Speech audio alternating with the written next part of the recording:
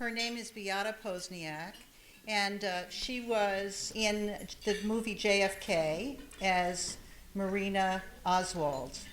And she's also been in a lot of other films and TV shows.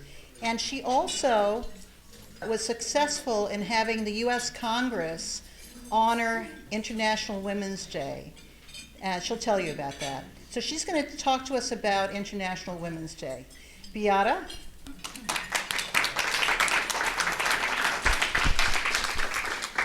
Hello, I'm Beata. It's so wonderful to be here and celebrate with you all International Women's Day. I grew up in Poland, and behind the Iron Curtain when it was still communist country. Dziękuję bardzo dobrze, wszystkiego najlepszego w Dniu Kobiet. And I have such a warm memories of celebrating International Women's Day when I was about 9, 10 years old in school. It was just such an amazing day because the boys would come up to the girls and give us flowers, give us cards, and say Happy Women's Day. And we felt like girls, I'm a woman. And we felt so special. But we in turn, as girls, were taught how to respect our teachers, how to give also respect to our mothers, grandmothers, sisters, and we also would bring them on that day flowers and cards, and there would be just so much love in the school and on the streets, and it was just lovely. If you see, anybody on the street because they are a woman, you just come up to them and say Happy Women's Day. It's just a happy day. And that's how I remember International Women's Day, not knowing much about the day, but I had good association with the day.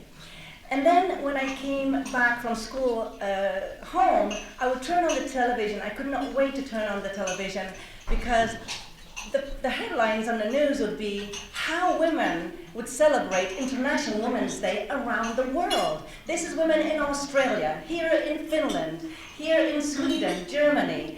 It was fantastic. So when I moved to the United States, I asked, so what do women do here? and they thought, okay, she has an accent, maybe she doesn't know what she's saying, maybe it's Women's Month. And I could not find many people that would know much about International Women's Day. So what I thought is, what could we do to make it maybe more official? And it was not easy, because I started writing letters and made many phone calls and ran into some bureaucracy and politics and even back-turning, and I needed to find desperately some role models for myself. And I was looking desperately for those women, immigrants, that came here and made it. I could find Andrew Carnegie, Mark Taper, Pulitzer, Einstein. Women? Women? No. This was my journey. Then, what happened, I still didn't give up. I still was calling different politicians, the office. And I didn't know. I'm an immigrant, and I had no idea how things work. And it was just one of those things that I just kept calling and trying to see what will happen. And then, at that time, it was Mayor Bradley. And so I was calling the office, and I said, can I just talk about International Women's Day, what it is? And it was nice. I was welcomed, actually. And then I was introduced to Congresswoman Maxine Waters. And I said, this is amazing because I came here from a place where I had no opportunities. We all come here to this amazing country for freedom, for peace, to be able to express ourselves.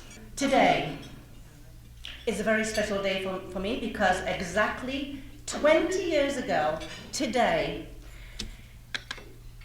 Maxine Waters was able to introduce the bill in Congress, the first time in the history of the United States suggesting that we celebrate International Women's Day every year on March 8th. And I thank Congresswoman Maxine Waters for doing that. If I may, just for the end, I would like to read a part of the bill. Whereas International Women's Day recognizes that despite the enormous progress women have made in many areas, women still face violence, poverty, and injustice, are paid significantly less than men, constitute 2/3 of the world's illiterate people, and constitute an average of only 11% of the members of national parliaments and legislatures. This was 20 years ago.